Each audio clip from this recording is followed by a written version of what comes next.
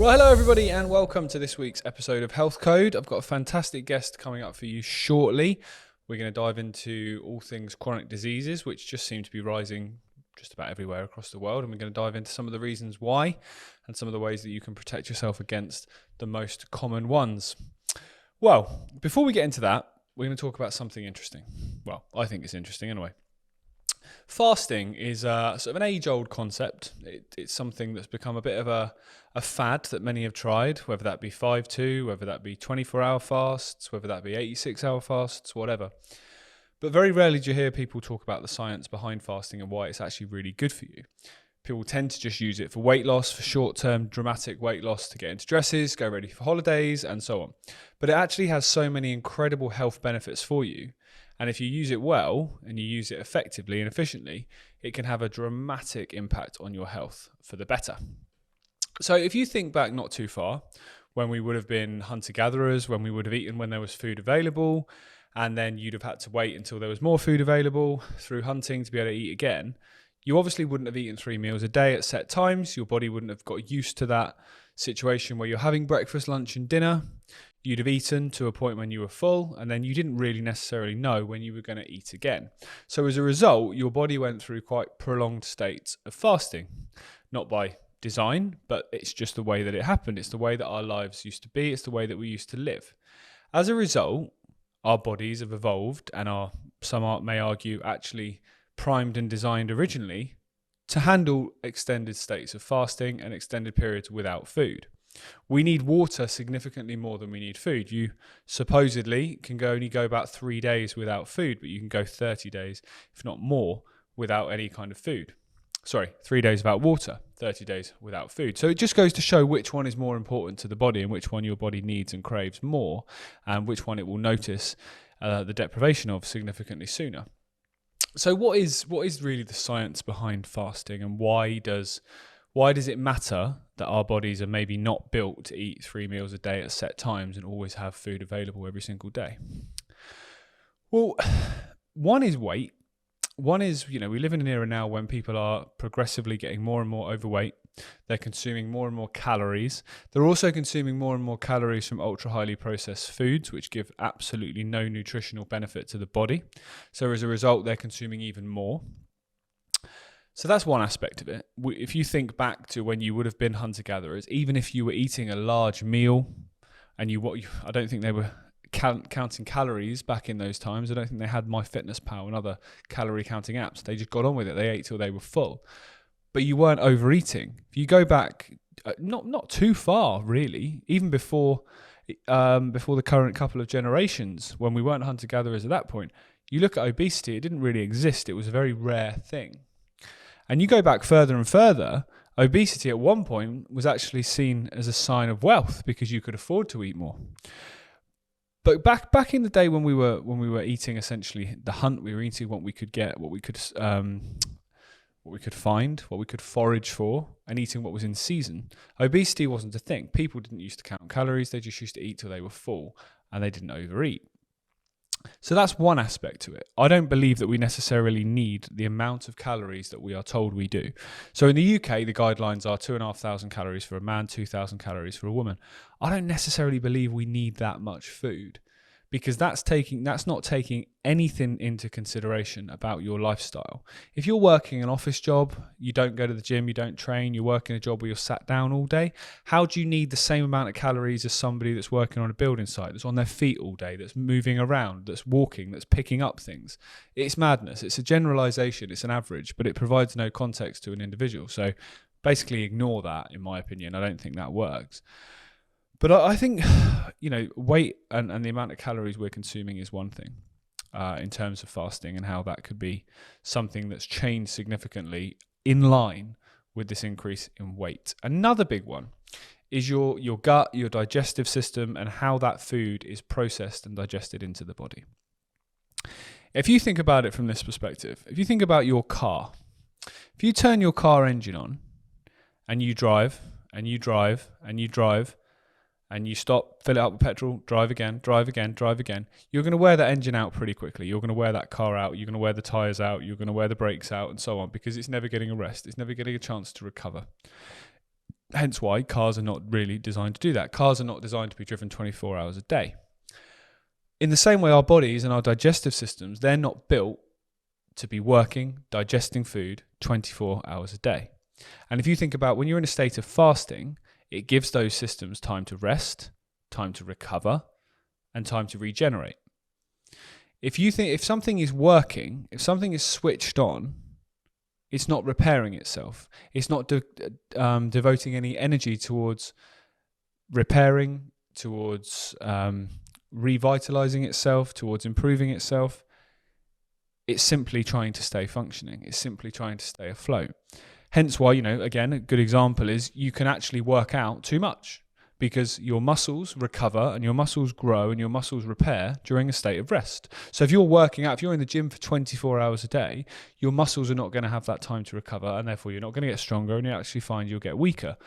And that's something that I learned actually the hard way when I hit a bit of a brick wall with training, found out I was training too much. And as a result, your body wasn't getting that chance to rest and recover and recuperate. You can apply that same principle and that same argument, and there's scientific research and study and literature to back up the fact that if your digestive system, if your gut microbiome is constantly in a state of working to digest whatever food that we're consuming, add into that if you're consuming toxic, highly processed foods as well, that digestive system's working even harder to break down those compounds and try and excrete any nutrients that they have within them.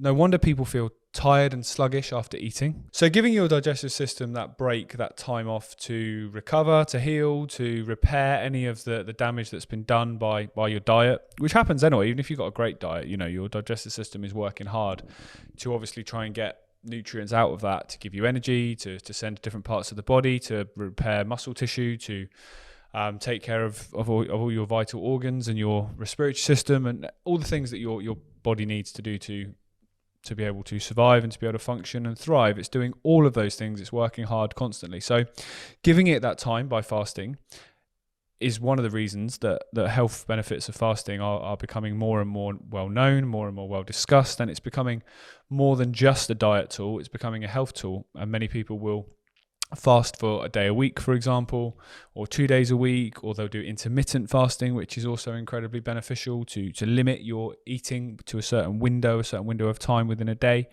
One, because it's cost efficient. It will save you money if you're only having 2 meals a day rather than 3.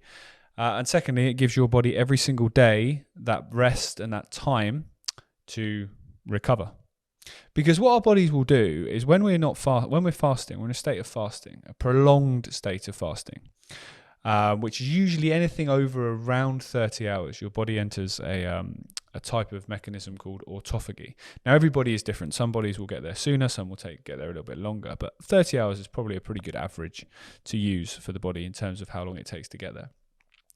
And essentially what your body starts to do is it starts to look at itself and go, well, I don't know when I'm going to eat again. So as a result, I need to become incredibly efficient. I need to prioritize the vital systems of the body. I need to break down and attack and find broken cells, dead cells, and regenerate or get rid of them. So as a result, your body goes through almost like a rejuvenation. That's why anybody that's done a prolonged fast, and I've done 86 hours, I've done 96 hours. The first couple of days might be difficult, especially as your body has a bit of a sugar crash after 24 hours. If you have a high sugar diet, you'll find this more difficult.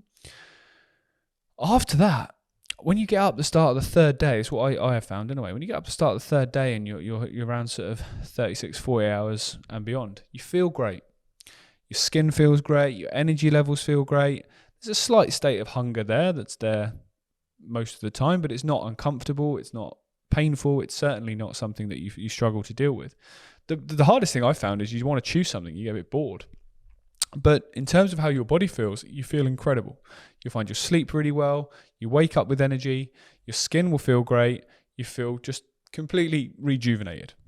And that's something that is one of the benefits of fasting.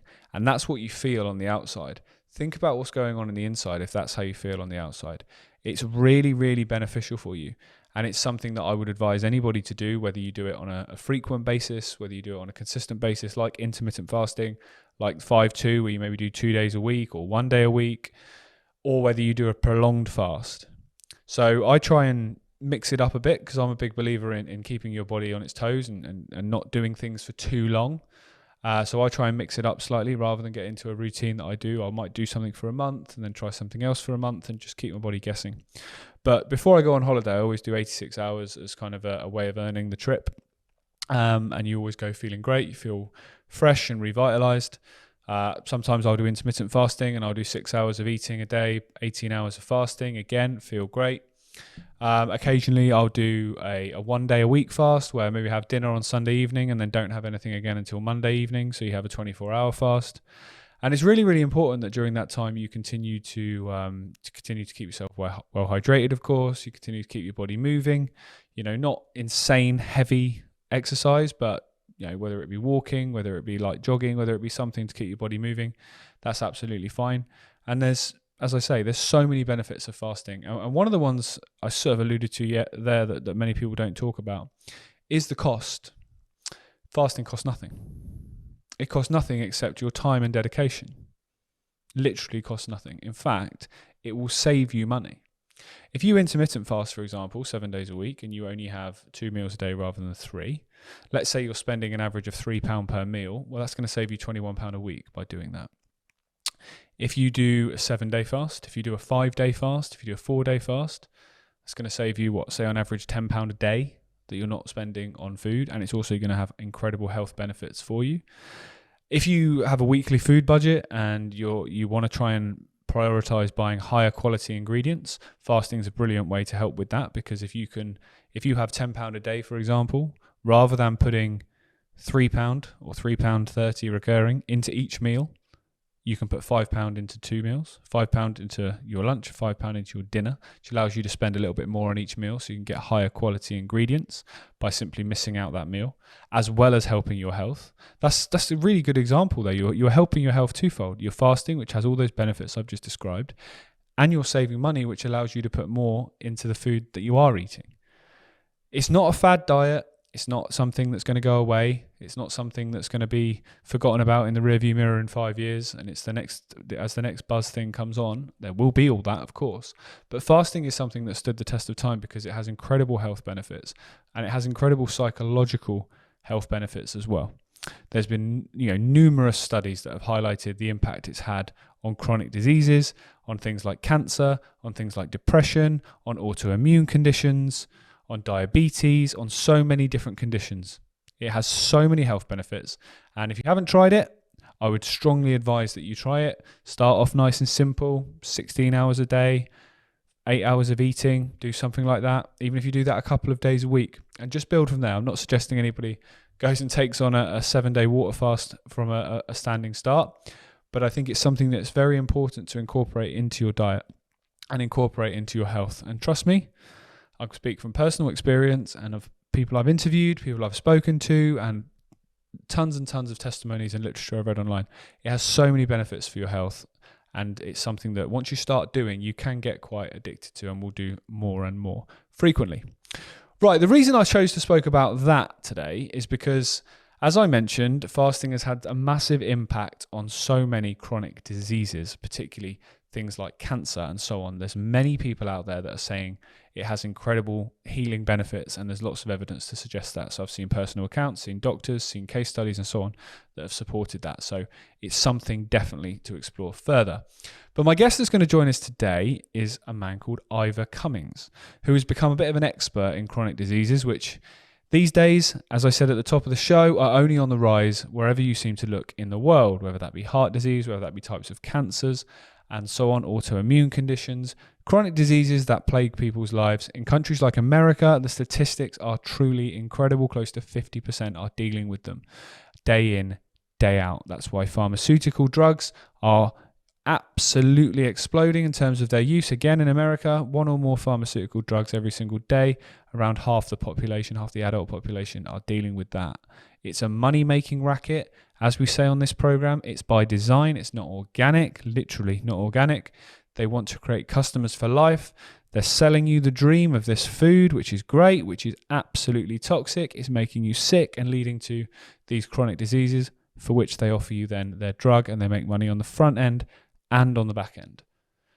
it's time for that to stop. It's the easiest way for us to resist this system that they are trying to implement. So we're going to dive into some of the root causes of chronic diseases today, some of them specifically, and we're going to dive into some of the ways that we can circumvent that and try and take back control of our health. So here's my interview with Ivor Cummins. Well, Ivor, thank you so much for joining me. It's a real pleasure to talk to you. As I said in my intro there, chronic diseases right across the world are just exploding. Places like America, we're seeing almost half the population now suffering with one or more of them and taking pharmaceutical medications every day as a result. So if we look at some of the most common ones, a big one that we hear talked about here in the UK is type 2 diabetes, which is a massive one, which is obviously very diet influential. Is this something that's been a progressive rise, do you think, or have you seen an explosion in this in the last few years? Yeah, Jaymie. Well, I'd say an explosion since the 90s and into 2000 was probably the inflection point in the curve. And you can see, for instance, it's quite comical. People blame red meat. There's a lot of anti-meat agenda, of course. There's nothing to do with health. But there's an interesting graph, I think, from Nina Teicholz. It could be someone else. And it just shows the red meat consumption per capita in the US falling over 50 years. And at the same time, the type 2 diabetes rate literally exponentially rising. Right. So we see this all the time.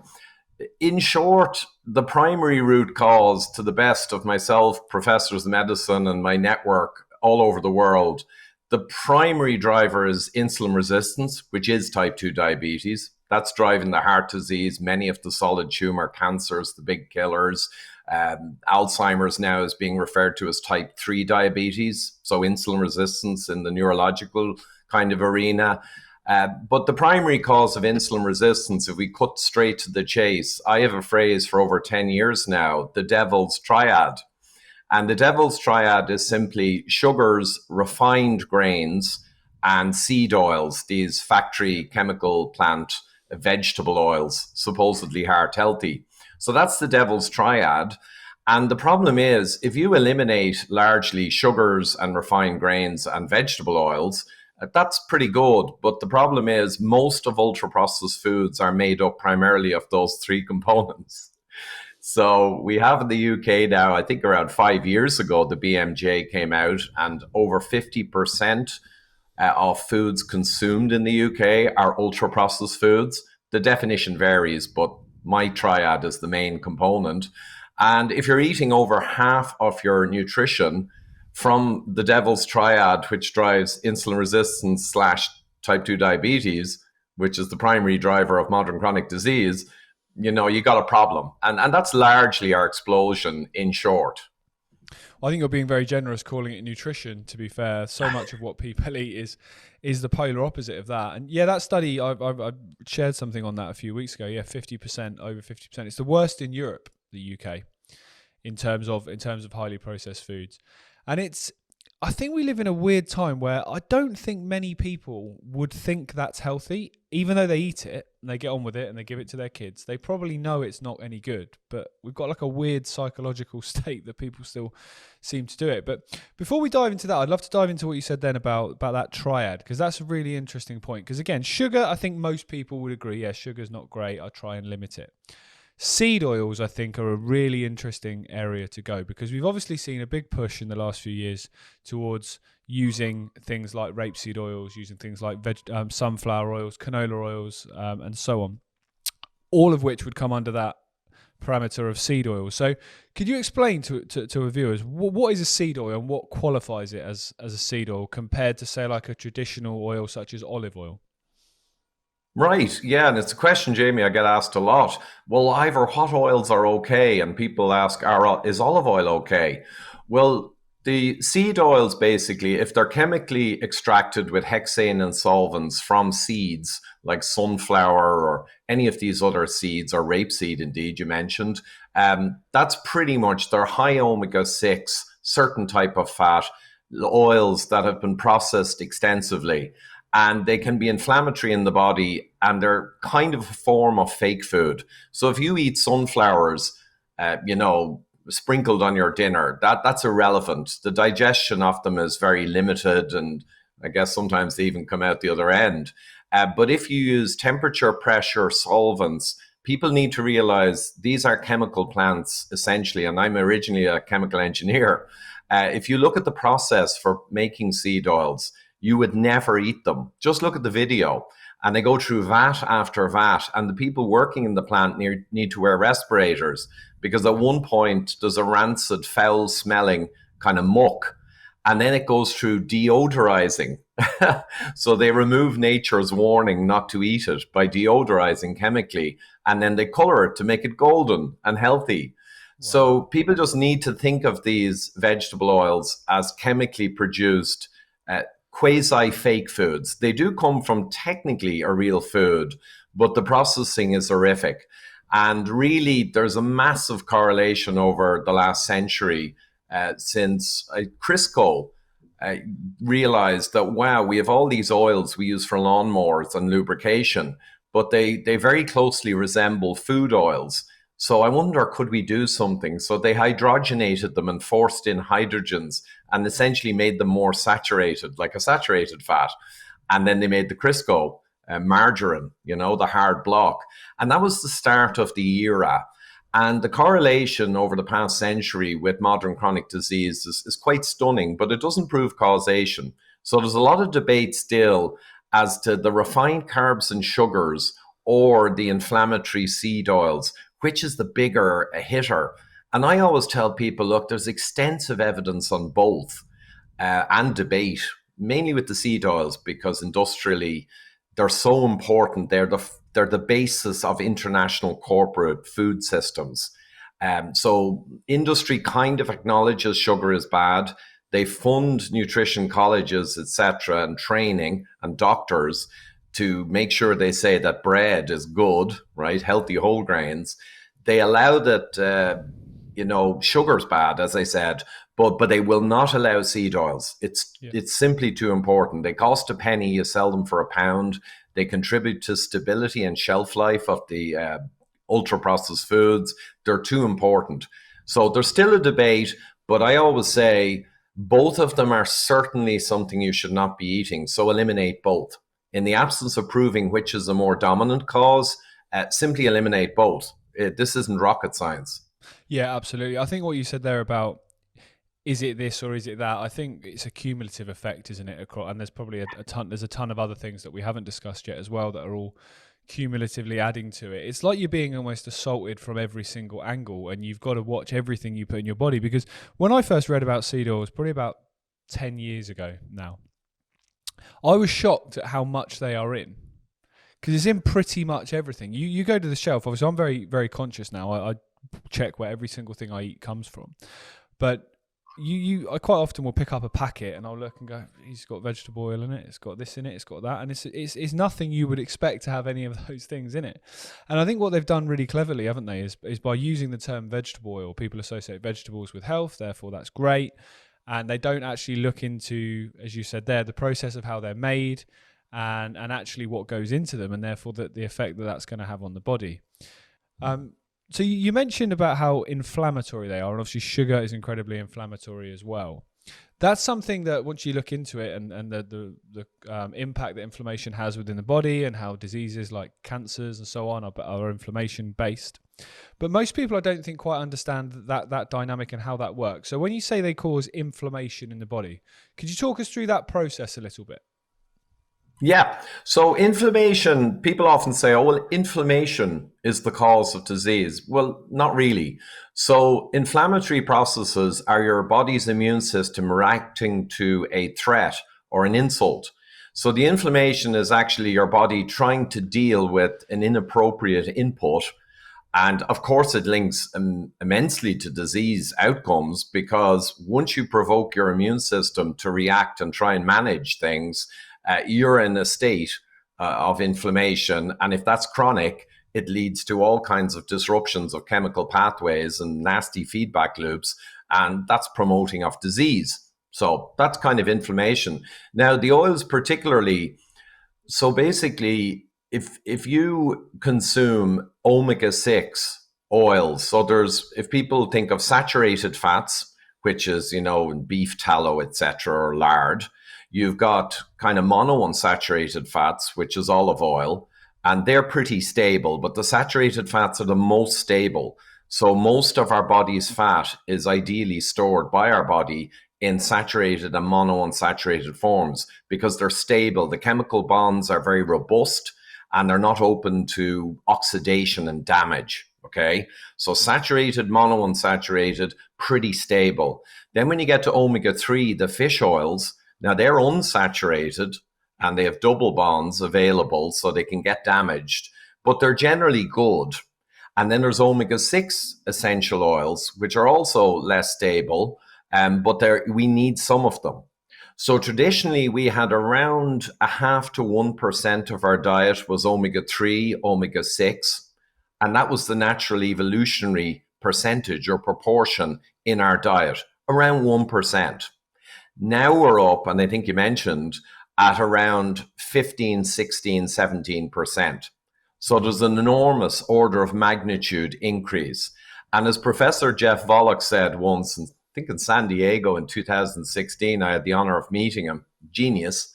He said that these omega-3s and omega-6s are not just calories. They're not really food. They're signaling molecules. So they take part in a lot of immune and inflammatory processes. They're kind of more signaling molecules than calories, like saturated fat that gives you energy so you can live. So he said we should be around the 1%, maybe 2%, but we certainly shouldn't be going up over that. Now, the interesting thing, Jaymie, I found a load of papers in the 1990s. They were rat studies, and they started in the mid-90s, and they kept building on each other. And what they were all saying was essentially lard and tallow are non-carcinogenic in rats that are injected with carcinogens to give them loads of tumors. And then you give 1/2 tallow and 1/2 omega-6 oils. And they noted clearly tumorigenesis or carcinogenesis associated with excess quantities of the omega-6. Then eventually, after a few more papers and more teams got involved, they actually found something quite profound. And they said it in the paper. They said that after 3 or 4% of omega-6 fats in the diet, the increase in cancer in the rats plateaus. So if you have 1% of them, you've got a certain level of problem. And as you go to 2, 3, 4% in the diet, you get increasing mammary tumors or whatever tumors they were looking at. But they noticed at 4, 5, 6%, there was no more increase. And they made a very interesting observation. Because the population's now at 12, 13, 14% of these oils, and we used to be at 1%, if you look at the population and do a study of people at like 15%, like high seed oils, or low seed oils, 7%, you're not going to see a difference in cancer. Yep. And you're going to come to conclusion, oh, there isn't an effect or an association. So they said this plateau effect is actually potentially very dangerous. And the interesting thing, Jaymie, was no conspiracy theories. The reality is in the late 90s, suddenly all of these papers stopped being published. And you just know, someone noticed them, realized that the whole industry and medicine was telling people to max out on vegetable oils. And now you had teams talking cancer from vegetable oils. Okay. So all the research stopped.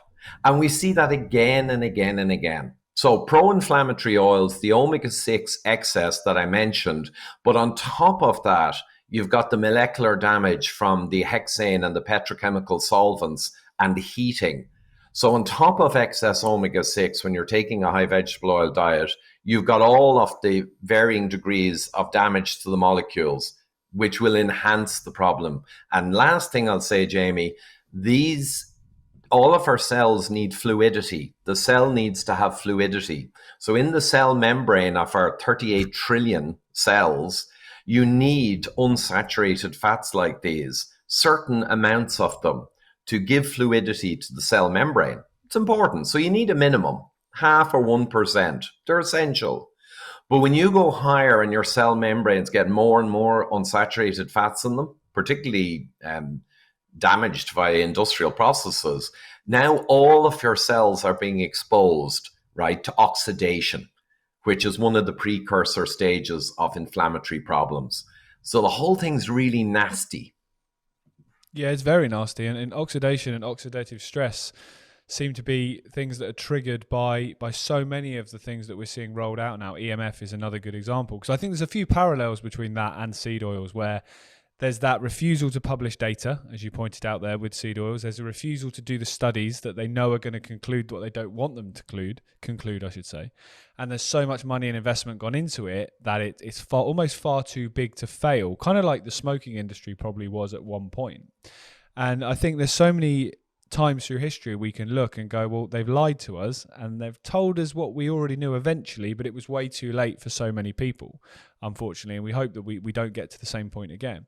So for people that are watching, if they've, say, been on a high seed oil diet, I suppose it's a two-part question. How would they find out what percentage that they're at? Or is that something they have to would work out themselves? Or is there some kind of glucose or blood test that they can do?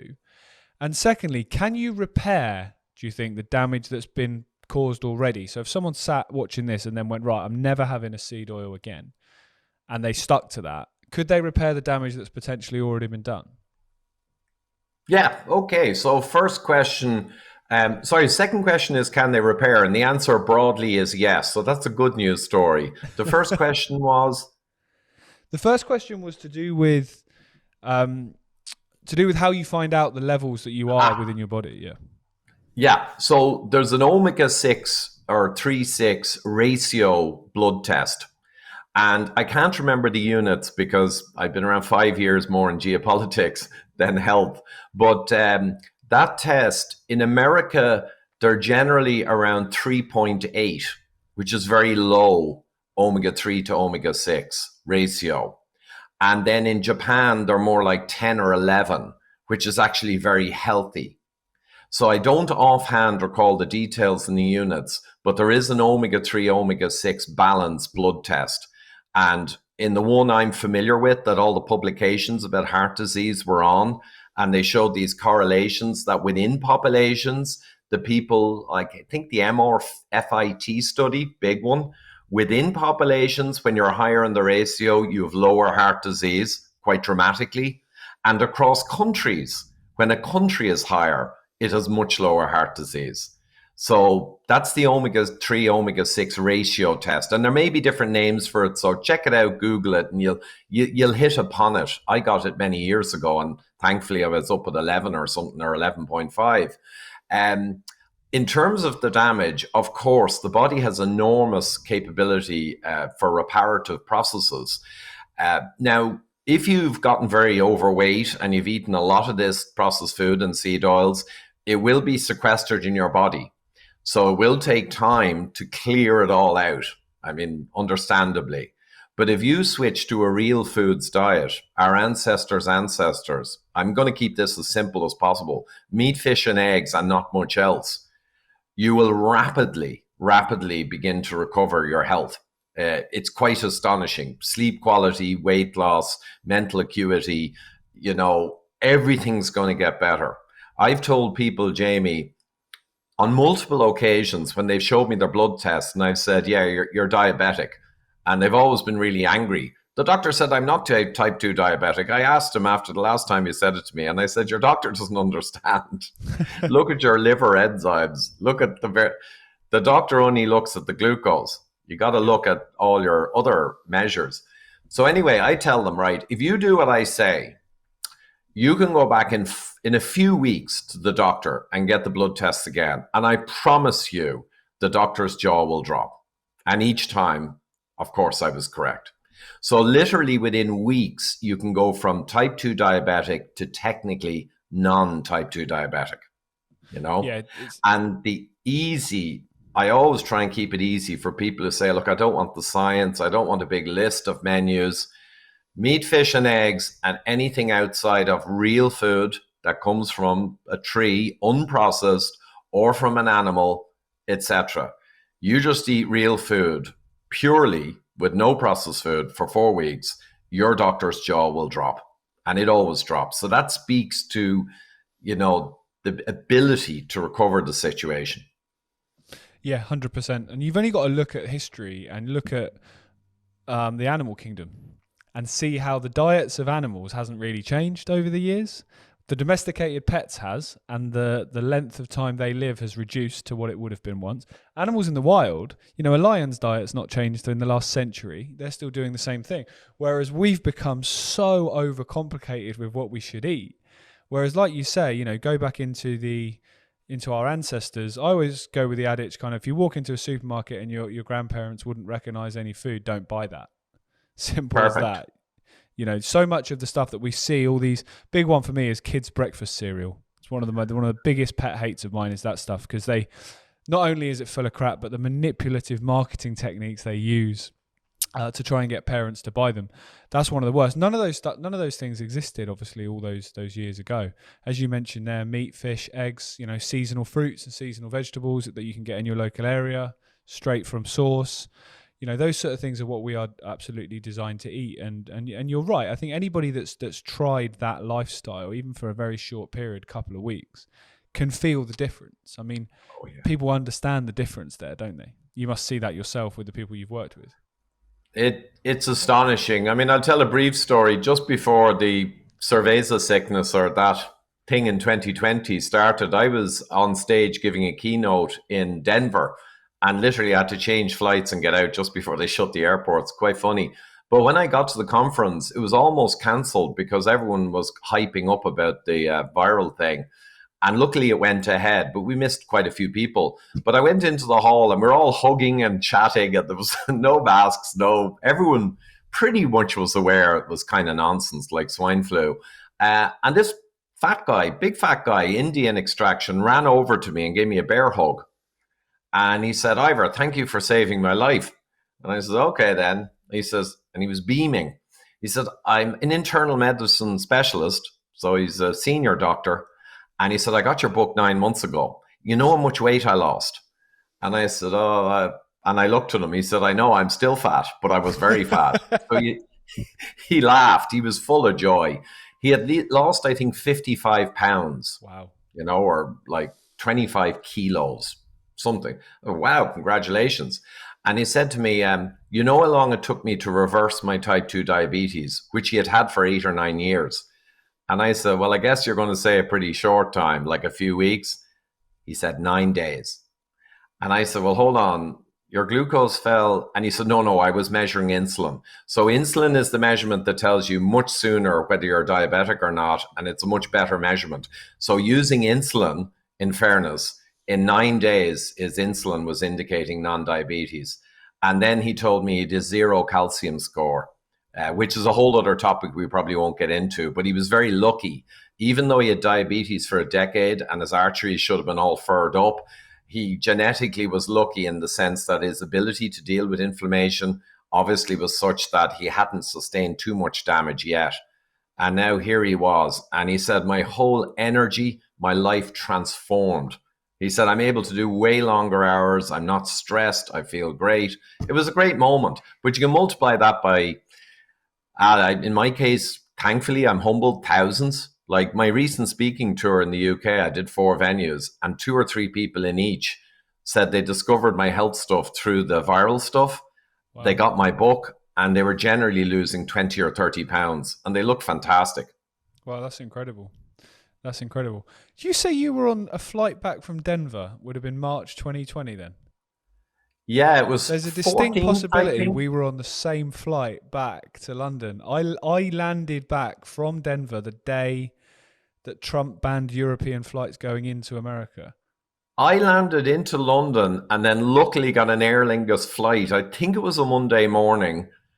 And I got the last flight, Aer Lingus, I think, in from London. But I came in, I guess, the Monday morning. It might have been the 16th or something. Or... Yeah, I think we may well have been on the same flight. It was a jumbo jet with about 20 people on the whole flight from Denver. Yes, I was in American Airlines. And then one of the anesthetists who runs the conference said to me, "Ivor, I was on the phone to AA for like half an hour and no answer." And he said, "Forget about ringing them. Just go straight to the airport in an Uber and just see what you can get." And they switched me from American Airlines to British Airways. Yep. And they told me the flight was full. So get to the gate. And when I got on the flight, there was around 20 people. Yep. We genuinely may have been on the same flight. That's hilarious. If so, that's hilarious. Lucky I'll they have a look didn't at go, I'll have a eh? look at my try and find it, which date I was on. But yeah, sounds about right. That's hilarious if that's the case. It's Um, funny. but what you're saying there about going back to simplicity and the evidence that we've seen of that. What's your take at the moment on what you're seeing with the kind of Instagram influencer types who are polarizing this concept of diet? You've got, vegan influencers saying you should be doing this, should be doing that. And then you've got on the other end of the spectrum, you've got, just eat red meat, nothing else. You don't need anything else at all. Do you think there's, as with everything, there's extremes on both sides and the truth's more in the shade of grey? What's your take on that? Do you think that's of benefit for people's health, or do you think it's just giving people way too much information? They don't really know what's real, what's not, and as a result, people are getting a bit lost. Yeah, no, absolutely, it's a problem. So you've got a mixture of obviously massive industry influence. Like I said, nutrition industry is run by the big food, and they train all the nutritionists indirectly. They've been doing it for decades, and then big pharma does all the kind of courses for doctors. They need to keep up with their continued medical education, CME, and pharma has their fingers well in that pie. So there's a massive problem of misinformation. I hate using the word these days, coming from industry. But then you've got all the ideological, the vegan and the animal stuff.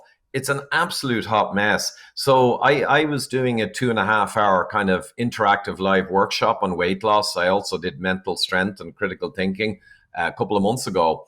But I put all those diets on one slide and I explained the problem with what I would call fad diets. So whether it's the Pritikin diet or the Kempner rice diet or the potato diet or the vegan or raw foods diet, none of them have any resemblance whatsoever to Homo sapiens' ancestral evolutionary diet.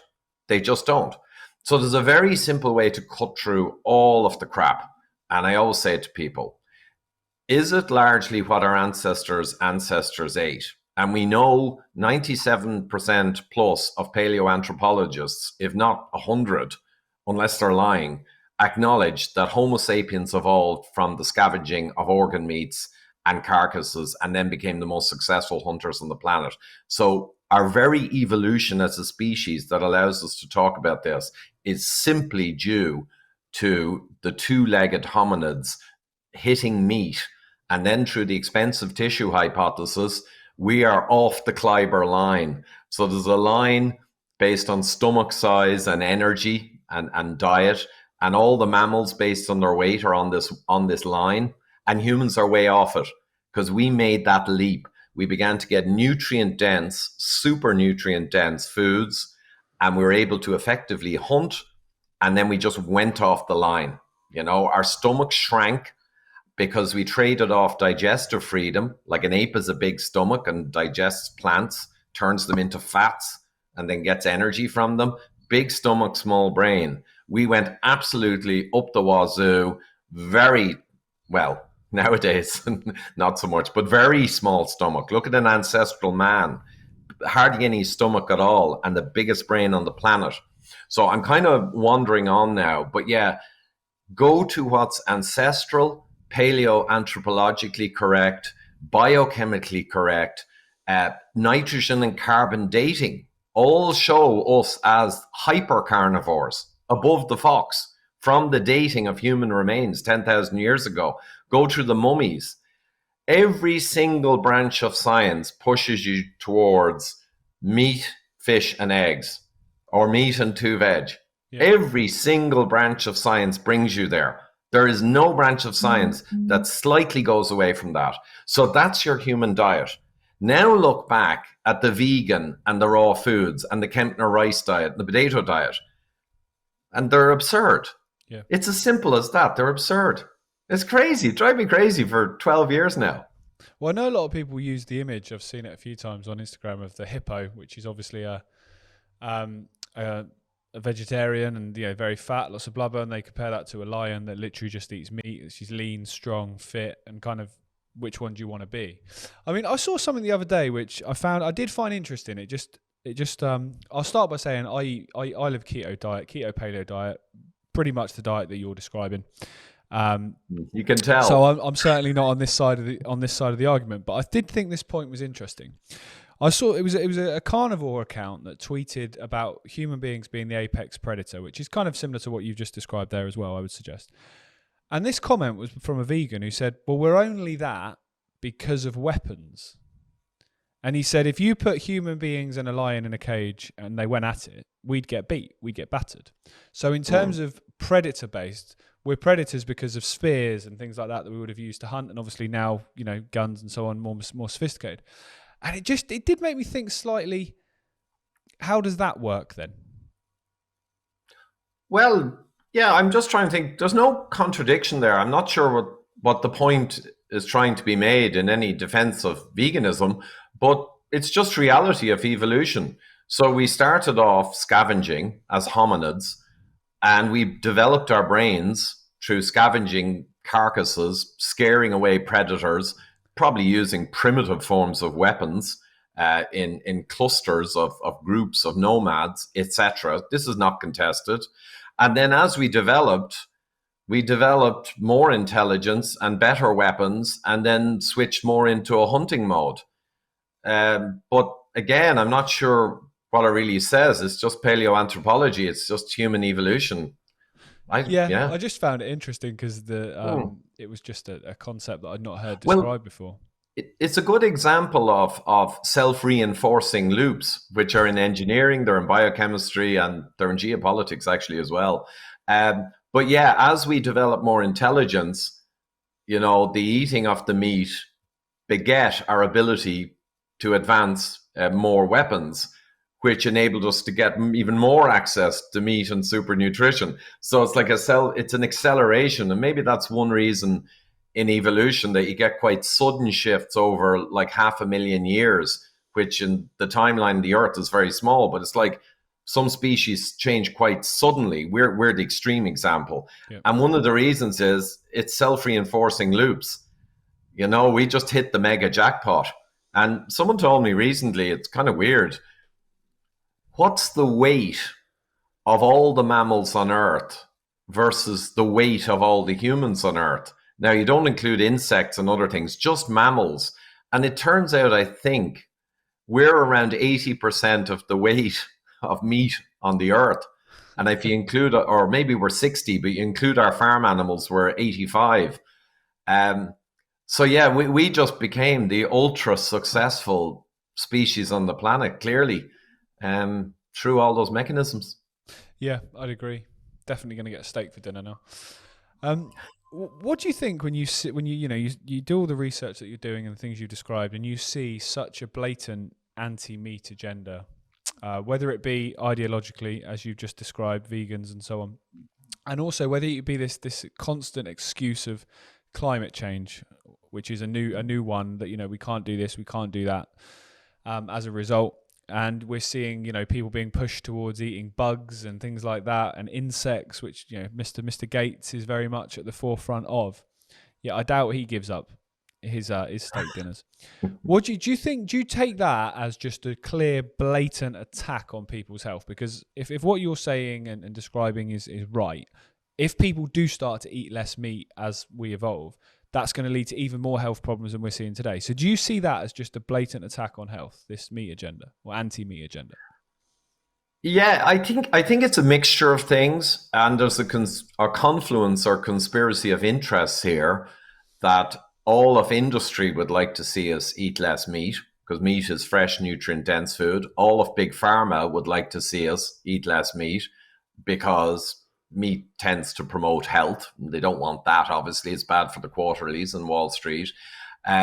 You've got the geopolitical forces, the so-called elites, and they psychologically feel better when they master their species and lord over us. Hence the desire for world government, 15-minute cities. They feel better when their own species is subjugated, just like all the kings and leaders of history and psychopaths.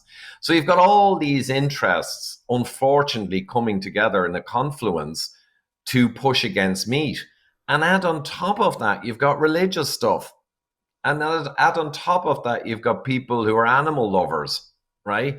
So you can kind of get a picture, unfortunately, the array of forces against us, whether just ignorant and stupid people, or whether malign people, or profiteering people. It's an enormous army, and they all work together. So the food and a lot of the regulatory people fund the activist groups and the NGOs. They use them for propaganda. Long story short, it probably culminated with the WHO around 7 or 8 years ago, I think, came out and announced that meat was a carcinogen. Yeah. It's just the most absurd thing you could ever hear. And they went through around 1,000 papers. Most of them were associational, correlational, claptrap, and it didn't say anything of relevance. And then they had a few experiments, but they were kind of mice experiments, and the mice experiments didn't even back up what they were saying. So it was clear as crystal a con job.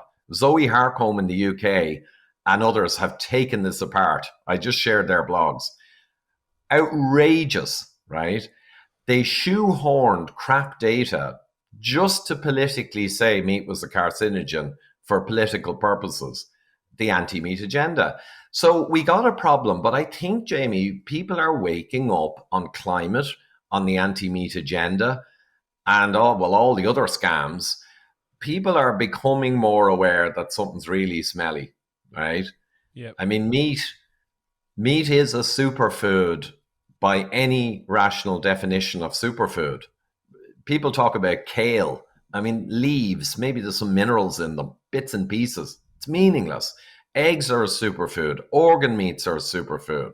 The nutrient-dense meats that allowed us to become the most successful species on the planet, without any question, they are the superfoods. Anyone who says otherwise is an idiot. Where do you sit on dairy, out of interest?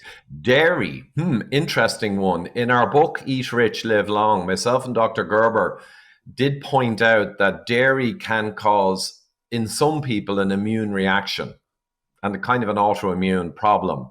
Now, there's casein, I think A1 and A2, and if you go for the older type protein dairy, I think you get it from goat's cheese and certain breeds of cattle. And people who have an immune reaction to dairy can do this, and it's very successful, I believe. But you could be unlucky and be one of the relative minority that have a reaction to dairy.